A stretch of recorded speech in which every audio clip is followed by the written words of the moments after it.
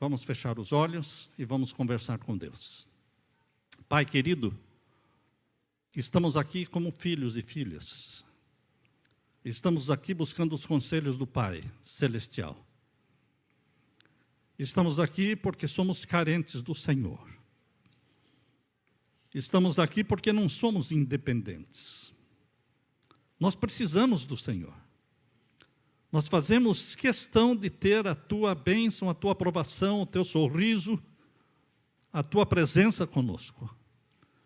Não queremos viver aqui se não for a Tua vontade que vivamos aqui. Nós queremos ir e vir segundo a Tua vontade. Nada por medo, mas sob a Tua orientação, a Tua providência. Conforta os corações que choram. Estende a Tua mão para os que estão caídos. Alimenta os famintos, providencia dinheiro para os que estão necessitando de dinheiro, ou de emprego, ou de saúde, Pai. Estende a Tua mão de médicos sobre os enfermos. Já Te louvamos pelos milagres que já foram operados na vida daqueles que estavam precisando, o que aconteceu na vida do menino João. Pai eterno, a mamãe dele pensava que ele estava ficando cego. E hoje nem de óculos ele precisa. Bendito seja Deus. Aquele que era, aquele que é, e aquele que há de vir. A Ti toda a glória, em nome de Jesus. Amém. Viva para administrar a medicina do amor. Esse é o tema para hoje. Abra sua Bíblia em Gálatas capítulo 6. Gálatas capítulo 6, vamos ver então os versos 1 e 2. Gálatas 6, versos 1 e 2. Irmãos,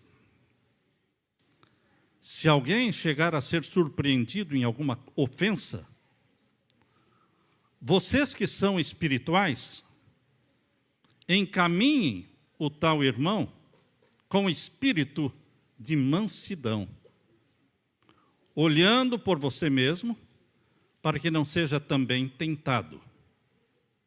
Interessante este verso. Não é para correr para o pastor e contar tudo o que de errado você viu na vida do irmão. Não é para reunir a comissão da igreja e riscá-lo da igreja. O que a Bíblia está falando é, irmãos, se alguém chegar a ser surpreendido em alguma ofensa, você que é espiritual, encaminhe o tal com espírito de mansidão, olhando por você mesmo para que não seja também tentado a fazer o que o outro está fazendo. Leve as cargas uns dos outros. Olha o conselho de Jesus. Leve a carga uns dos outros, e assim cumpriremos a lei de Cristo. Queridos, se nós visitarmos a cidade dos meninos, Boys Town, fica ali na Nebraska, próximo de Omaha, foi fundada em 1917. A cidade dos meninos foi fundada por um padre chamado Flanagan. Ali na entrada da cidade dos meninos tem um monumento.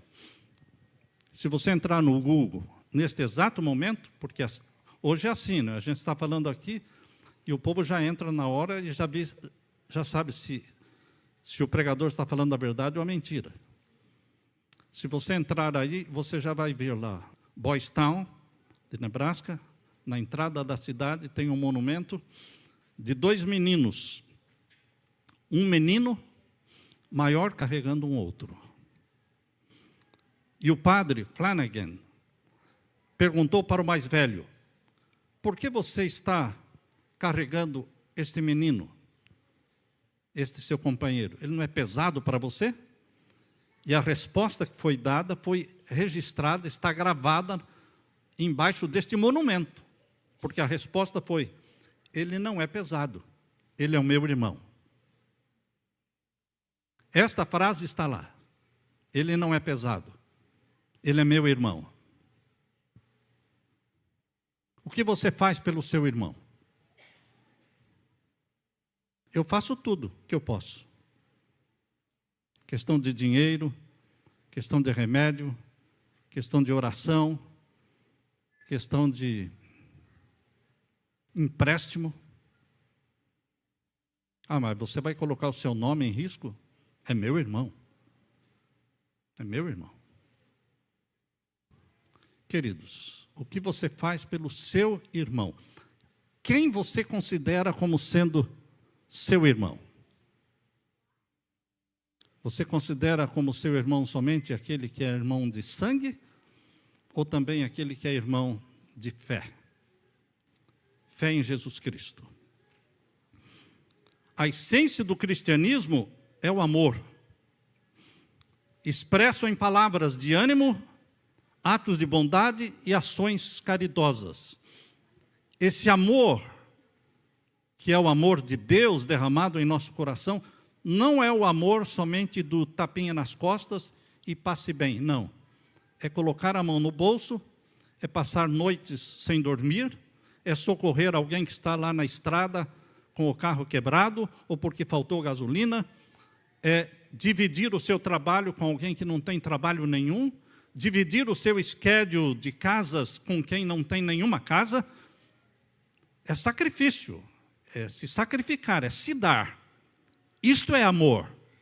Não é só um tapinha nas costas dizendo: vou orar por você. Tem hora que nós precisamos mais do que oração. Precisamos de comida, uma cesta de alimento. Precisamos algo prático. As pessoas que você ama sabem que você as ama? Será que elas sabem que você as ama? A sua esposa sabe que você a ama? E que você está disposto a dar a vida por ela? Ah, ela sabe. Você demonstra isso? Se eu perguntar agora, neste momento, para a sua esposa, se ela tem certeza de que você a ama, ela vai responder com convicção: sim, ele me ama e ele dá a vida por mim. Será que ela daria essa resposta? Existem 2 versos na Bíblia, e os 2 são João 3,16. João 3,16 é o mais conhecido de todos, mas tem outro João 3,16, que é 1 João 3,16. Em João 3,16 diz: porque Deus amou o mundo de tal maneira que deu seu Filho unigênito, para que todo aquele que nele crê não pereça, mas tenha vida eterna. Então este João 3,16 fala do amor de Deus. Mas o outro João 3,16, que é o 1 João 3,16, fala do amor seu. Abra a Bíblia e leia comigo. 1 João 3,16. Vamos ler aqui. Conhecemos o amor nisto, que ele deu a sua vida por nós, e nós devemos dar a vida pelos irmãos. Lá fala do amor de Deus que deu Jesus por você. E aqui está falando, nós conhecemos se amamos ou não, se estamos dispostos a dar a vida pelo nosso irmão. Será? Será que você está disposto a dar a vida pelo seu irmão? Você conseguiria acreditar no amor de Deus se ele não tivesse feito nada por você? Nós batizamos 2 preciosas almas. Nós fomos para lá em setembro de 2020. Batizamos as 2 preciosas almas agora, antes de vir para os Estados Unidos. E na hora do apelo, a minha esposa parou de contar quando passou de 30 pessoas que se levantaram pedindo batismo. Ela parou de contar. Samuel, foram mais de 30. Eu fiquei surpreso. Sabem, queridos, ali o amor está sendo revelado por atos, ajuda, socorro, presente na hora que a pessoa está precisando. E quando você fala de Deus, as pessoas acreditam no Deus que você prega. É o amor prático. O amor de Jesus e o amor do Pai foram revelados em ações. Deus não fala que ama você, Ele provou que Ele ama você, dando a vida do Filho unigênito para se tornar homem. Para todo sempre, Ele será homem. Será Deus, mas também será homem, retendo para sempre o corpo humano. E cada gota de sangue que caiu sobre a rocha do Calvário nos fala que Deus nos ama. Você vai duvidar disso? Você conseguiria acreditar no amor de Deus se Ele não fizesse nada por você? O amor que não se expressa, seja do marido, da esposa, de um patrão, ou entre os irmãos da igreja, um amor que não se expressa em atos, em palavras, atitudes, olhares e gestos, não pode ser amor. Porque o amor verdadeiro, ou ele se expressa, ou ele não existe. Simplesmente isso. É esse amor puro, verdadeiro, celestial, que só possui quem está em conexão constante com Deus. Não é conexão intermitente. Hoje está na moda a palavra intermitente. Jejum intermitente. Comunhão intermitente. Às vezes você tem comunhão, às vezes não. Um pouco de comunhão, um pouco sem comunhão. Isso é intermitente. Entende? Conexão intermitente. Você está conectado com Deus quando levanta, quando dorme, enfim, quando vai dormir? Não, queridos. A conexão com Deus não pode ser intermitente. Ou você está ligado na videira que é Jesus, ou você não está ligado, ponto final. Deus não aceita. Deus não aceita. Você não tem poder nenhum. Você não vai ter a seiva do Espírito Santo vindo a você da videira se você não estiver ligado permanentemente a Jesus Cristo. Conexão vital, permanente. Você tem esse amor? Pergunto para sua esposa, para o seu marido. Eu tenho esse amor, querido? Pergunte o marido e a esposa, um para o outro. Eu tenho esse amor puro, verdadeiro, que se expressa em atos, em gestos, em palavras, em ações? O amor entre as pessoas vai tornar o amor de Deus real. Porque quando você fala do amor de Deus, as pessoas acreditam. Porque o amor, eles veem o amor entre as pessoas. À luz desse amor, depomos nossa vida em amor, derramando-nos em sacrifício pelos outros. Eu li no livro Ciência do Bom Viver, na página 470. Ali, Deus falou através da sua serva. O mais forte argumento em favor do Evangelho é um cristão que sabe amar e é amável. Vejam, o mais forte argumento em favor do Evangelho não são nossas doutrinas, doutrinas puras, verdadeiras, irrefutáveis, mas as doutrinas não são o argumento mais forte a favor do Evangelho. Mas o que é então? É um cristão que sabe amar e é amável. Ah, eu não sou amável, mas eu sou assim mesmo. Então não mudou nada? Jesus não mudou seu coração? Porque quem está em conexão com Jesus vai se tornando como Jesus. Se tornando como Jesus. Uma pergunta. Pensando em 3, 4 anos atrás, de 3, 4 anos atrás para cá, você mudou ou você é o mesmo? Se você disser que é o mesmo, então você está sem Deus. Sem Deus. Porque quem está com Deus muda diariamente. E quem está sem Deus muda também diariamente para pior. Para pior. Mas com Deus você muda para melhor. Não tem como ter conexão permanente com Jesus e não amar as pessoas, não respeitar as pessoas, não ser amável, cortês, caridoso com as pessoas. Mais do que no Brasil, aqui nos Estados Unidos, você tem condições, oportunidades de expressar caridade, de formas diferentes. Ou como tradutor para alguém que não entende nenhuma palavra em inglês, ou recebendo a pessoa que chegou ontem do Brasil, recebê-la na sua casa.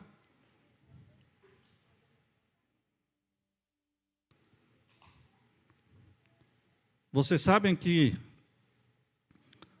quando nós plantamos a igreja em Virgínia, em Richmond, eu tinha 5 apartamentos alugados no meu nome. Alguém disse para mim, você é louco. Até pode ser que eu seja louco mesmo.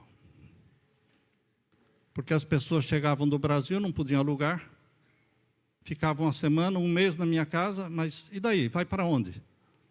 Eu tenho que alugar um apartamento para eles. E tem que ser no meu nome. Então, foi 1, foram 2, 3, 4, 5. E a gerência do condomínio já sabia. Quando eu chegava lá, mais um apartamento? Mais um. Põe no meu nome, quem vai morar, essa família vai morar, nome dos que vão morar aí. Moramos 9 anos lá. Quando nós saímos de lá, só tinha um apartamento no nosso nome e que a pessoa já transferiu para o nome dela. Porque depois de 1 ano, a pessoa transferia. E, queridos, todos foram honestos. Todos foram honestos. O brasileiro que está trabalhando aqui, ele é honesto. Ele quer vencer.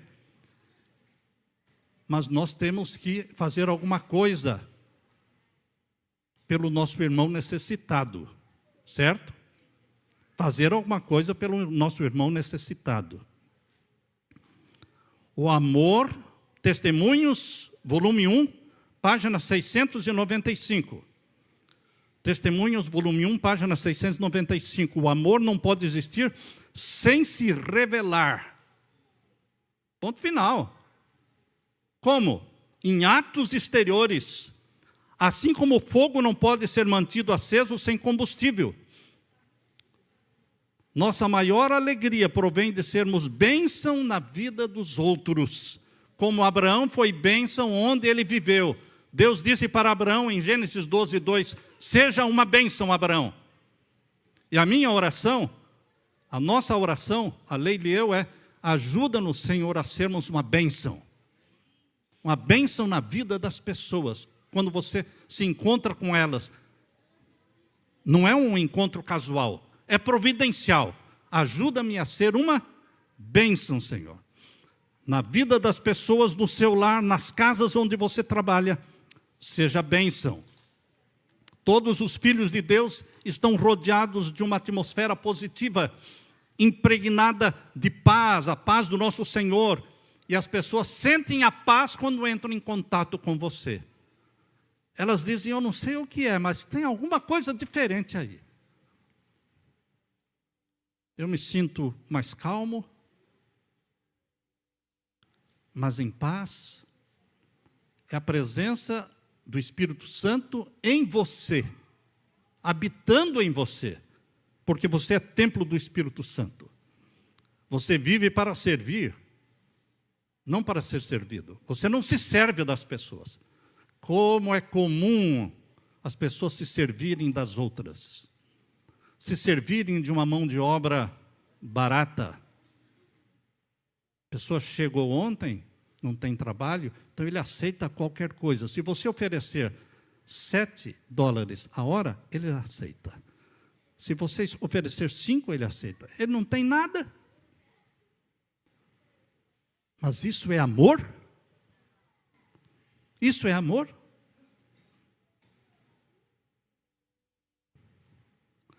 Amai-vos uns aos outros, disse Jesus, Esse é um mandamento, não é opcional, é mandatório. Jesus nos deu o exemplo e nos ordena que nos amemos uns aos outros. Quando o bispo Francis Connell era jovem, ele tinha um amigo que era marinheiro. E o bispo Francis Connell estava caminhando na praia com esse amigo marinheiro. Era uma noite tempestuosa, as ondas quebravam na praia com muita violência. O barulho das ondas quase que impedia que um e o outro ouvisse a voz um do outro. Para conversar, eles tinham que gritar, mas eles estavam caminhando na praia. E, de repente, o marinheiro, o velho marinheiro, ele colocou no seu ouvido a mão assim, em forma de concha, e disse para o bispo Connell: eu estou ouvindo um grito de angústia que vem lá do meio do mar. O bispo não estava ouvindo nada, só o barulho das ondas. Mas o marinheiro, que tinha os ouvidos preparados para ouvir gritos de socorro, ele disse: tem alguém gritando lá no meio do mar. E ele avisou a patrulha da guarda da costa, e ele estava certo. Lá fora, no meio do mar, existiam 2 pescadores agarrados num bote virado. Foram salvos porque o velho capitão estava alerta ao chamado. Será que existe alguém gritando por socorro dentro de alguma casa? Dentro de algum apartamento? Alguém que vem à igreja, está sentado ao seu lado, mas não tem nada para comer quando voltar para casa, não tem 1 centavo no bolso, desempregado, e com medo de falar, com vergonha de falar.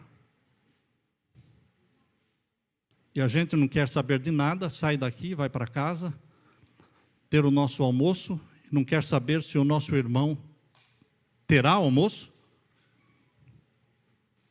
Cada um cuida de si, Deus por todos. Não, irmãos, não é cada um por si, Deus por todos. É um pelo outro. Isso é igreja. Igreja não é um lugar de santos, não. Igreja é um hospital para doentes, necessitados, carentes. Carentes. Você precisa de ajuda? Você vem à igreja. Se você não precisa de ajuda, por que vem à igreja? Seja ajuda financeira, seja ajuda espiritual, seja qualquer tipo de ajuda. Você precisa de ajuda de Deus, por isso você vem à igreja. Você é dependente de Deus. Mas tem muitos que são dependentes não só de Deus, mas também de roupa, de comida. O pastor Robert Pearson, ele foi, por mais de 10 anos, foi presidente da Conferência Geral da Igreja Adventista. Pastor Robert Pearson, um homem de Deus. E ele escreveu um artigo na revista, ele já faleceu, mas ele escreveu um artigo na revista Adventista americana e falou sobre um médico que ele, num evangelismo que ele fez em Londres, ele batizou este médico. Passaram-se 30 anos e ele encontrou de novo esse médico. Quando voltou a Londres, se encontrou com esse médico. E ele tinha abandonado a igreja. Teve momentos difíceis, de altos e baixos, estava fora da igreja. E esse médico, conversando com o pastor Pearson, disse: pastor, durante este período que eu estive fora da igreja, muitos irmãos me procuraram, me oferecendo estudos bíblicos, se dispondo a fazer um curso bíblico comigo. E aquele médico, chorando, disse: pastor Pearson, não era de estudo bíblico que eu estava precisando.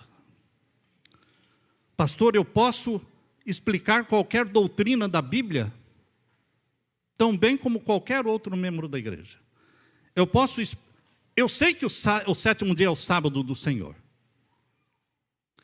Eu entendo a doutrina do santuário e posso explicar a doutrina do santuário. Mas eu não estava precisando de estudos bíblicos. O que eu mais precisava era um pouco de amor. um abraço. Alguém que se assenta do seu lado e não fala nada, mas ouve a sua história e chora com você. Embora não fale nada, mas fez um grande trabalho missionário de ouvir. Afinal de contas, os psicólogos, eles não ganham dinheiro assim, ouvindo? Aprender a ouvir a história do nosso irmão, sem cobrar nada. É isso que a ovelha perdida precisa, ser abraçada, ser amada. A ovelha perdida não precisa de chicote. A ovelha desviada, extraviada, ou mesmo que seja a pior ovelha do rebanho, não precisa de disciplina. Ela precisa de um ombro amigo, de um braço amigo. Por isso a Bíblia diz que Jesus, quando encontrou a ovelha perdida, abraçou-a, colocou-a nos ombros e regozijante, ele disse: achei a ovelha perdida. No livro Educação, página 78, Deus diz assim: unicamente pela simpatia, fé e amor podem homens serem atingidos e enobrecidos. Este é o método de Jesus. Deus diz assim no livro Educação, página 78. Unicamente pela simpatia, fé e amor podem homens serem atingidos e enobrecidos. Vamos decorar isso? Simpatia, fé e amor converte almas, atrai pessoas para Jesus. Não tem como refutar isso aí. Não tem como combater. Não tem como alguém dizer: não, eu não concordo. Simpatia, fé e amor. Existiu um homem que se tornou missionário na China, Hudson Taylor. Ele foi jovem para a China. Ele ficou lá 54 anos, trabalhando para Jesus. E não tinha salário assim, não. Ele passou por muitas dificuldades, mas ele plantou o Evangelho de Nosso Senhor na China. Hudson Taylor. Ele morreu em 1905. E quando ele morreu, uma mulher que devia a vida a ele, estava chorando junto ao caixão. E ela dizia: ele era um homem querido, recebia em seu coração as nossas doenças. Não é isso que a Bíblia diz que Jesus fez? Em Isaías 53:4. Isaías 53:4 diz que Jesus tomou sobre si as nossas enfermidades. E o que Hudson Taylor fez?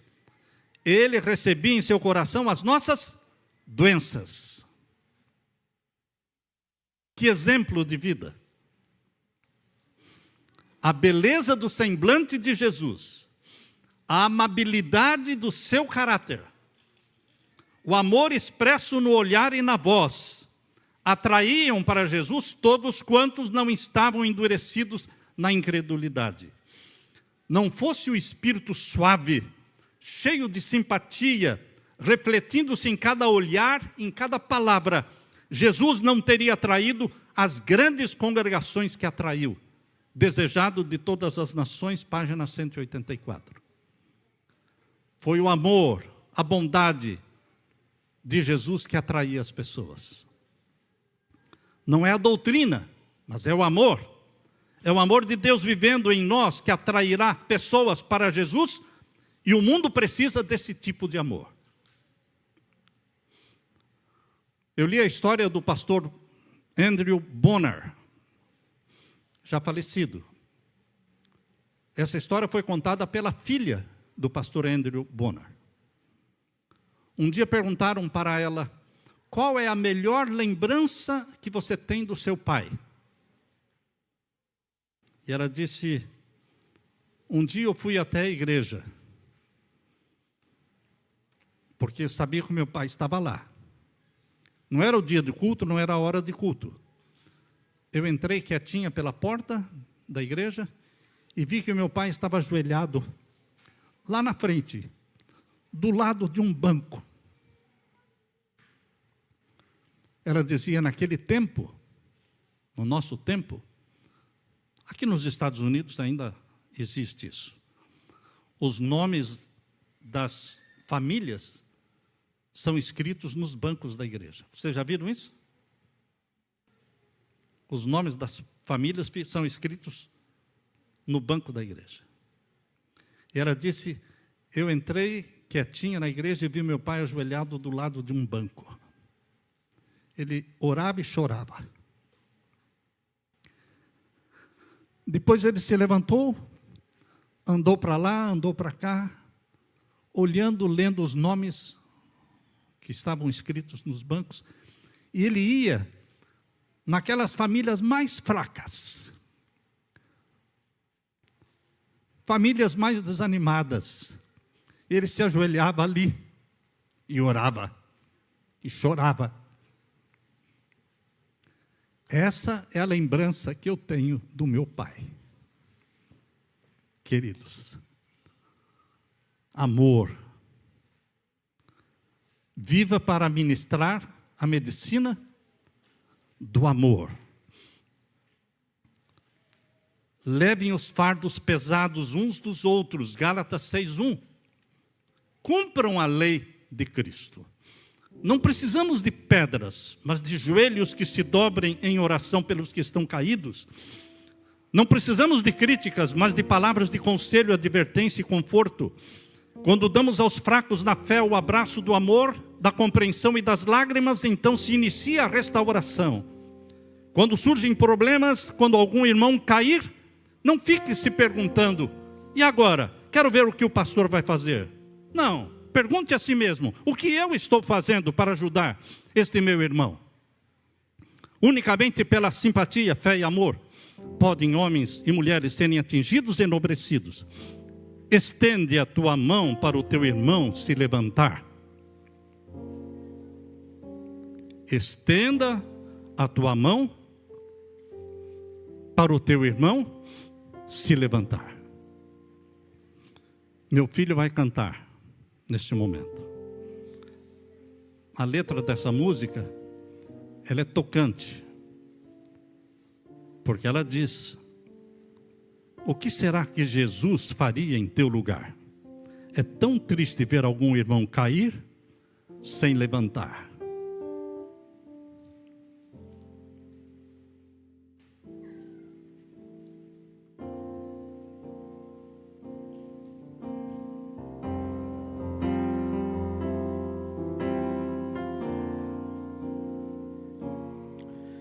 E quem pode te dizer que nunca errou, que andou por essa estrada e jamais tropeçou? É tão triste ver algum irmão cair sem levantar.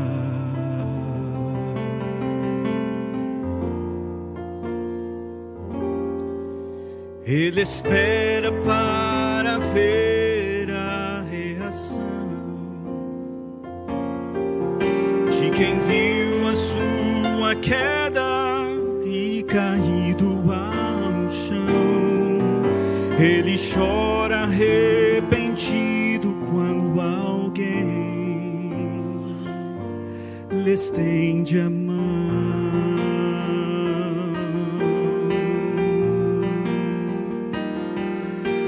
Estende a tua mão para teu irmão se levantar. O que será que o teu Jesus faria em teu lugar? É tão triste ver algum irmão cair sem levantar.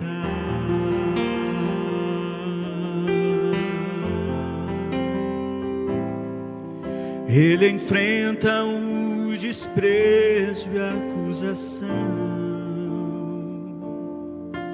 Pode até pensar que para ele não tem perdão, mas não dá pra para ser cristão sem ter amor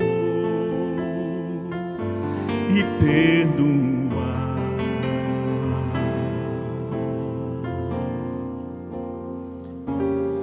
Pois quem ama sente a dor do seu irmão, uma dor que cala bem no fundo do coração. Ele quer de alguma forma ajudar ao que cair.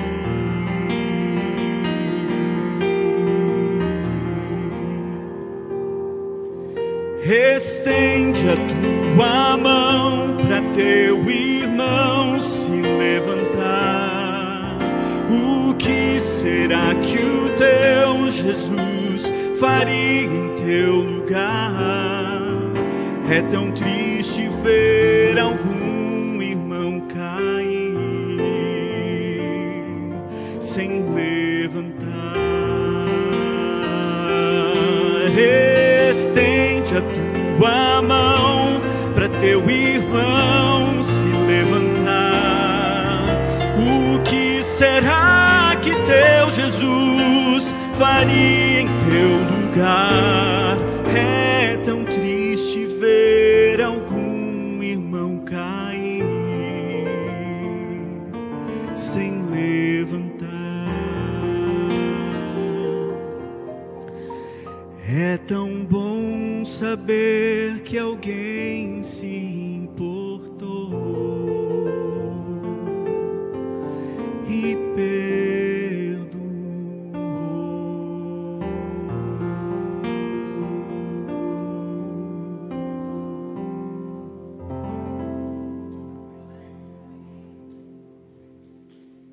Oremos ao Senhor. Pai eterno, obrigado porque este amor que o Senhor tem está sendo derramado em nossos corações. Um amor que se importa pelo outro. Um amor que estende a mão, nunca o dedo. Um amor que partilha, que se sacrifica. Derrama sobre nós mais deste amor. Salva, Pai, maridos, esposas, filhos, famílias. Supre as necessidades dos que estão em necessidades, usando as mãos dos nossos irmãos, ajudando-nos mutuamente, vivendo para servir, descobrindo a felicidade de servir, pois é em nome de Jesus que pedimos. Amém, Senhor. Amém. Fiquem com a paz de Jesus.